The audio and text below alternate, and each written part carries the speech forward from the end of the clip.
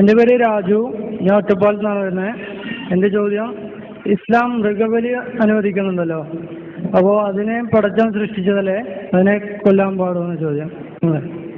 രാജുവിൻ്റെ ചോദ്യം, ഇസ്ലാം മൃഗബലി അനുവദിക്കുന്നുണ്ട്, അങ്ങനെയാണെങ്കിൽ അതിനും പടച്ചവൻ പഠിച്ചത് തന്നെയല്ലേ, പിന്നെന്താണ് അങ്ങനെ? പ്രസക്തമാണ് ചോദ്യം. നമ്മളെല്ലാവരും കൂടി പടച്ചോൻ പടച്ചതിനെ ഒന്നിനെയും നശിപ്പിക്കൂല എന്ന് ഇന്നു മുതൽ തീരുമാനിച്ചാൽ ഒരു 4-5 തവണ മുന്നോട്ട് പോകും. പിന്നെ നമുക്ക് മരിച്ചു പോകേണ്ടി വരും രാജു, വേറെ നിർവാഹം ഉണ്ടാവും അല്ലേ? നമ്മൾ കഴിക്കുന്ന ഭക്ഷണം, നമ്മൾ ശ്വസിക്കുന്ന വായു, നമ്മൾ കുളിക്കുന്ന ഗുളിക, ഇതെല്ലാം ഒരുപാട് പടച്ചോൻ പടച്ച സാധനങ്ങളെ നശിപ്പിച്ചുകൊണ്ടാണ് മുന്നോട്ട് പോകുന്നത്. നമ്മൾ ഭക്ഷണം കഴിക്കുമ്പോൾ നമ്മൾ കഴിക്കുന്നത് ഒരുപാട് ജൈവ കോശങ്ങളെയാണ്. കോശം എന്ന് പറഞ്ഞാൽ അടിസ്ഥാനപരമായി ജീവന്റെ ഏറ്റവും ബേസിക് യൂണിറ്റാണ്. അപ്പൊ ഓരോ ഭക്ഷണം കഴിക്കുമ്പോഴും ലക്ഷക്കണക്കിന് കോശങ്ങളെ നമ്മൾ കൊന്നൊടുക്കുന്നു. അതോടൊപ്പം തന്നെ നമ്മൾ ശ്വസിക്കുമ്പോൾ ചെറിയ സൂക്ഷ്മാണുക്കൾ നമ്മളുടെ ശ്ലേഷ്മത്തിൽ തട്ടുന്നു, അത് ചത്തുപോകുന്നു. അതിനാണ് പടച്ചവന്റെ ഈ സംവിധാനമല്ല. അപ്പൊ ശ്വസിക്കണ്ടെന്ന് തീരുമാനിക്കേണ്ടത്.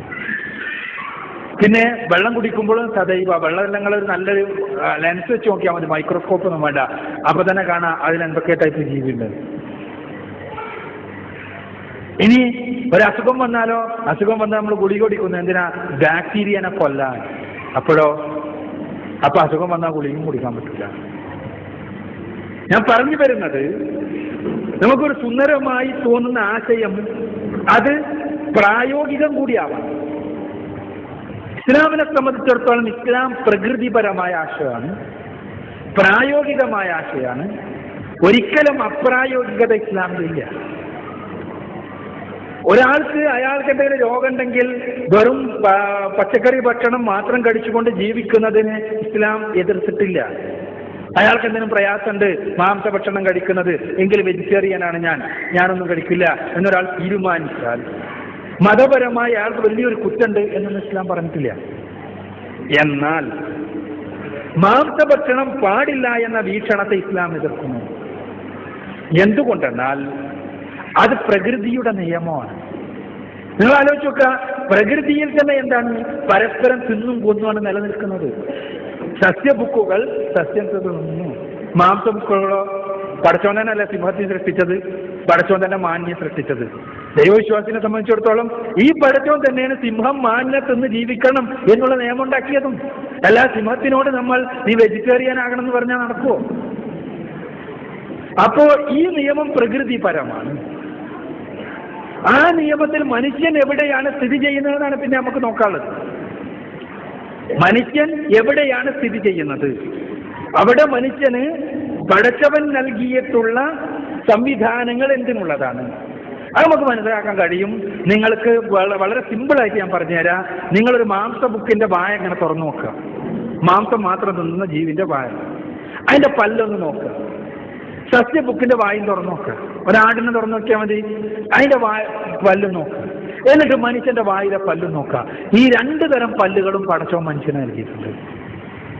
സസ്യബുക്കിന്റെ പല്ല് അതേ തരത്തിലുള്ള കുറച്ച് പല്ലുകൾ നമുക്കുണ്ട്, മാംസബുക്കിന്റെ പല്ല് അതേ തരത്തിലുള്ള കുറച്ച് പല്ലുകളുണ്ട്. അപ്പൊ ഇത് രണ്ടും തിന്നാൻ പറ്റുന്ന രൂപത്തിലാണ് മനുഷ്യന്റെ പല്ല് മുതൽക്കുള്ള ഘടന. പിന്നെ നിങ്ങൾ ആലോചിച്ച് നോക്കുക, ഒരു സസ്യബുക്കിന് നിങ്ങൾ എത്ര മാംസഭക്ഷണം കൊടുത്താലും അത് ദഹിപ്പിക്കാൻ സാധ്യമല്ല. അത് ദഹിപ്പിക്കാൻ വേണ്ടി നമ്മൾ മരുന്നെല്ലാം കൊടുത്തുകാണ് ഉണ്ടാക്കിയാൽ അത് വലിയ അപകടം ഉണ്ടാക്കും. അത് അമേരിക്കയിലെല്ലാം ചില പരീക്ഷണങ്ങൾ നടത്തിയിട്ട് വമ്പിച്ച പ്രശ്നങ്ങൾ ഉണ്ടാക്കിയത്. അതേപോലെ തന്നെ മാംസബുക്കിന് സസ്യഭക്ഷണം കൊടുത്താലും. എന്നാൽ മനുഷ്യന് വേവിച്ച മാംസം കൊണ്ടൊരു പ്രശ്നം ഉണ്ടാകണില്ല. വേവിച്ച മാംസം മനുഷ്യന്റെ ദഹനേന്ദ്രിയത്തിന് സ്വീകരിക്കാൻ സാധിക്കുന്നതാണ്. അത് വേവിച്ച മാംസം. അതന്നെയാണ് പടച്ചവൻ പറഞ്ഞത്. അപ്പോ അവിടെ മനുഷ്യനെ സംബന്ധിച്ചിടത്തോളം പടച്ച തമ്പുരാന്റെ സൃഷ്ടിയിൽ തന്നെയുള്ളതാണ് അവന് ഇത് ഭക്ഷിക്കാമെന്നുള്ളത്. ഇനി നിങ്ങൾ ആലോചിച്ച് നോക്കുക, ലോകത്ത് മനുഷ്യരൊന്നും മാംസഭക്ഷണം കഴിക്കണ്ടാന്ന് തീരുമാനിച്ചു വിചാരിക്കുക, എങ്കിൽ ഏറ്റവും വലിയ പ്രശ്നമായിരിക്കും ഇവിടെ ഉണ്ടാവുക. കാരണം മനുഷ്യർ കഴിക്കുന്ന മാംസങ്ങളുള്ള ജീവികൾ വളരെ വേഗത്തിൽ പെറ്റുപെരുകുന്ന രൂപത്തിലാണുള്ളത്. നിങ്ങൾ ആലോചിച്ച് നോക്കുക, എത്ര കാലമായി മനുഷ്യൻ ഈ കോഴിയിറച്ചിയും ഈ ആട്ടിറച്ചിയും അതേപോലെ മാട്ടിറച്ചിയെല്ലാം കഴിക്കാൻ തുടങ്ങിയിട്ട്. എന്നിട്ട് അതിന് വല്ല വംശനാശം വന്നിട്ടുണ്ടോ? വല്ല വംശനാശം വന്നിട്ടുണ്ടോ? ഓരോ ദിവസവും കൊല ചെയ്യപ്പെടുന്ന ആടുകളുടെ എണ്ണം എത്ര, കോഴികളുടെ എണ്ണം എത്ര? അതേസമയം നമ്മൾ തോക്കുമായി കാട്ടിലിറങ്ങിയാൽ ഏതെങ്കിലും ജീവിനെ സ്ഥിരമായി അനാവശ്യമായി കൊന്നു നശിപ്പിച്ചാൽ അതിന് വംശനാശം സംഭവിക്കുന്നു. അത് മനുഷ്യന് ആവശ്യമുള്ളതല്ല. അതുകൊണ്ട് മനുഷ്യന് ആവശ്യമുള്ള ഭക്ഷണത്തിന് ഉപയോഗിക്കുന്ന ഏത് വസ്തു എടുത്ത് നോക്കിയാലും അതിന് വംശനാശമില്ല എന്ന് മാത്രമല്ല, അത് അനിയന്ത്രിതമായി പെട്ടുവരികയാണ്. അപ്പൊ അത് തന്നെ നമുക്ക് മനസ്സിലാക്കി തരുന്നത് പടച്ചോൻ മനുഷ്യനക്ക് വേണ്ടി തന്നെ സൃഷ്ടിച്ചിട്ടുള്ള ജീവികളാണ് ഇവയാണ്. പിന്നുള്ള പ്രശ്നം അവക്ക് വേദനയില്ലേ, അവയ്ക്കും പ്രശ്നമില്ലേ എന്നുള്ളതാണ്. അതിനുള്ള ഉത്തരം ഇസ്ലാം അവക്ക് ഏതിനാണെങ്കിലും എന്തിനാണെങ്കിലും ഒരു നാശം ഉണ്ടാകും. ഞാൻ പറഞ്ഞ പോലെ ഒരു സസ്യഭക്ഷണം നമ്മൾ തിന്നുമ്പോൾ ആ സസ്യത്തിന് നാശമാണ്, ഒരുപാട് കോശങ്ങൾ നശിക്കുകയാണ്. അവിടെ ജീവനുള്ള ജീവി എന്നുള്ള നിലക്ക് അതിന് പരമാവധി കുറച്ച് വേദന അനുഭവിക്കുന്ന രൂപത്തിലാകണം എന്നുള്ളതാണ് ഈ രംഗത്ത് ഇസ്ലാമിന്റെ കാഴ്ചപ്പാട്. അതാണ് ഇസ്ലാം അറക്കാൻ പ്രത്യേകം കൽപ്പിച്ചത്. അറക്കലിന്റെ രീതി നിങ്ങൾ ഏത് സയന്റിസ്റ്റിനോട് ചോദിച്ചു നോക്കുക, മുസ്ലിം പഠിപ്പിക്കപ്പെട്ട രൂപത്തിൽ അറക്കുകയാണെങ്കിൽ ആ ജീവിക്ക് വേദന എന്നുള്ള കാര്യം അനുഭവപ്പെടുന്നതിന് മുൻപ് തന്നെ അത് അതിന്റെ തലച്ചോറും ഹൃദയവും തമ്മിലുള്ള ബന്ധം വേർപ്പെടുകയും തീർച്ചയായും പിന്നെ വേദന അനുഭവിക്കാതെയുള്ള മരണമായിരിക്കും ഉണ്ടാവുക എന്നുള്ളതാണ്.